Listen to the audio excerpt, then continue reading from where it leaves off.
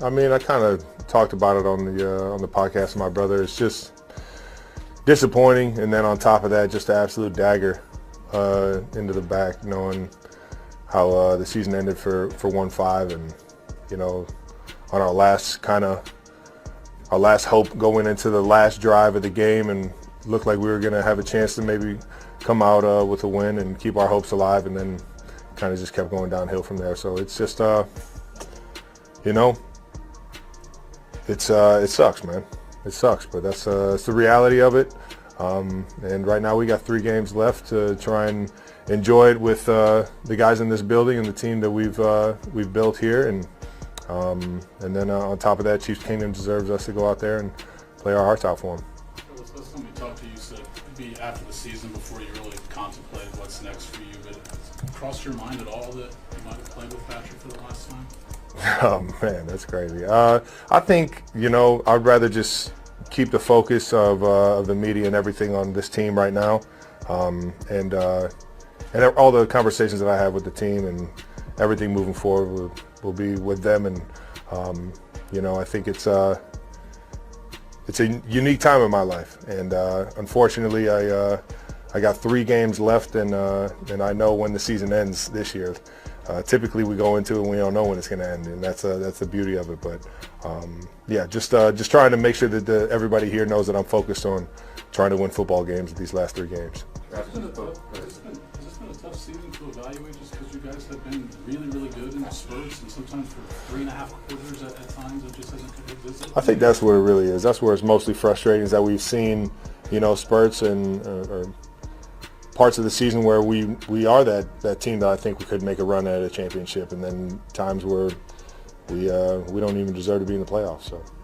Perhaps you spoke a bit about this a bit on the podcast as well, but the feeling of just sort of running through the tape when there's no playoff to play for now, and honoring the uniform, I think was one of the ways you put it. I wonder if you could just elaborate on that, like why it's so important to be able to give it your all in games that are less meaningful. It's just integrity, man. It's integrity. I signed up to be, a Kansas City Chief, and I love doing what I do, and I know I've been dreaming of being in these moments and playing for, an NFL team since I was a kid, and I think getting back to that will give you more motivation than you could ever need to play this game. And I think the integrity of being a man about your work and giving everybody your devoted attention and your sense of urgency to be at your best for them. I think that's just how you need to go about work, whether or not you're in the race or not.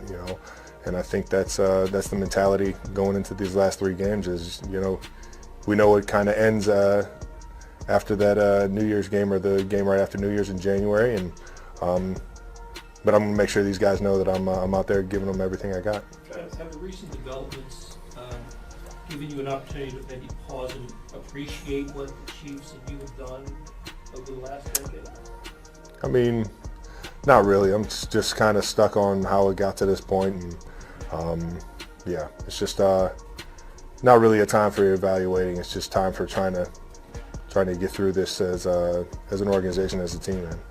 How does your body feel right now? I mean, we're rolling, man. I'm out here practicing every single day, and I'm able to keep doing it. And it's an honor to be out there on that field and feeling the discomfort that I'm feeling right now, because there's a lot of guys and a lot of people that wish they could be out there on that field and get a chance to make those plays and feel the soreness after a game. It's almost an honor to feel all that. So it's the end of a football season. Everybody's banged up, but this year is no different than others. I know you don't usually get hung up on numbers, but you got a chance to be the first 1,000-yard tight end at your age or later in career. Would that still mean something to you to reach that plateau at least one more time?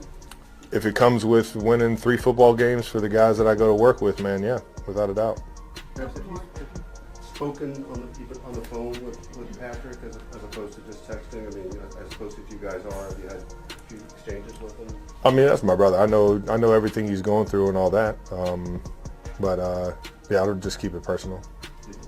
Maybe this is along those lines too. Did you get to speak with him much directly after the game? I talked to him afterwards. I know it was before the MRI and stuff, but That's why I kind of chose not to speak to the media right after that game. Last one, Nate. Just, is there anything about this season that you found to be more appreciative now that you understand where the season goes, or is it just the more you look back on it, just disappointment of where you guys are? Disappointment. Last one. Travis, it became more of a thing this year about how often you speak to us. And we see in the locker room. Those of us in here know how it actually is. I just wondered if that bothers you or what your reaction is to that becoming a thing. What's that? Just not speaking to. I appreciate the respect you guys give me. You guys know through, the podcast and other areas that you guys are going to get the sound bites and things like that. But if there's ever something I need to speak on or something I need to answer a question about, I think I've always been pretty fair about that, and I think you guys have been pretty respectful on understanding where I'm at with all that. Actually, if I can actually more, Travis, you are planning to play all 3 games. We understand that. What do you think that shows from a leadership standpoint to the rest of the guys that will play with you, and what it might mean for them to see this example, obviously further on in their career? You can roll the balls out in a Walmart parking lot, man. Sign me up, baby. I get a chance to play in the NFL, I'm going to do it. Thank you. Thank you. Couple minutes. Nick, first time in this situation for you, what's the approach to the final 3 games? Yeah, we got an opportunity. I guess on defense, there's some things that we can still accomplish as a unit. Obviously, the team, we're trying to find ways to win football games and build some confidence going into the next season. So we're just taking it one play at a time, 1 week at a time. We've got a great opportunity in front of us at Tennessee this week, and we'll take it for that. How important is to you just as, I'm not only a leader of the team, but also a guy who knows who's going to be here next year and the next year, to be there for the young guys that are going to get some opportunities the next 2 weeks? Yeah, kind of like what I said, we're trying to build some confidence. We got a lot of young guys in there, especially because some of the injuries and some guys dinged up. So just instilling a little confidence within the guys, give them some positive reinforcement and some hopefully some positive plays out there, make some plays for us. And as we continue to keep going, we got in the next couple of weeks and then early in the season in training camp, hopefully we can just let them keep going and build that confidence as we keep going. You feel like it looked like you took a couple of dings in the game on Sunday. Yeah, I'm feeling pretty good. Just ball. Just got there playing ball. It was a little cold out there. Lost my wind one time and then took a shot to the chin, but everything's fine. I'm ready to go. Were you bleeding from that hit? I know you had Yeah, I got a little something right there. A little blood, but it's nothing crazy. Nick, Travis Kelce just told us that you could roll footballs out in a Walmart parking lot and he would be there.